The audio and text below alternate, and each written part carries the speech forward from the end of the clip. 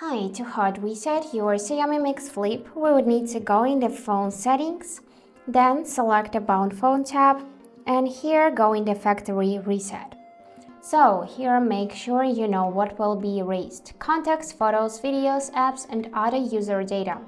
It is important to know that accounts will simply be unlocked, as the card data will remain untouched, and cloud backups in Xiaomi Cloud will remain, but only available for Xiaomi devices. So if you agree with that, here you can also select to backup your device just in case, and then tap this red button to erase all data. And after that, here you can backup device as I said before, and then select to factory reset it.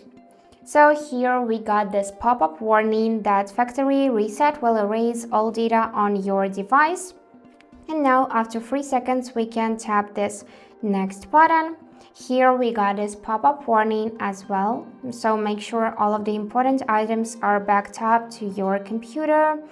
And now we need to tap the OK to perform factory reset. So now, just in a couple of seconds, the phone will turn off. Then it will turn on. You would need to set it up again. Select language, add your accounts, and so on. And that's it for today. Hope this video was helpful and thank you for watching.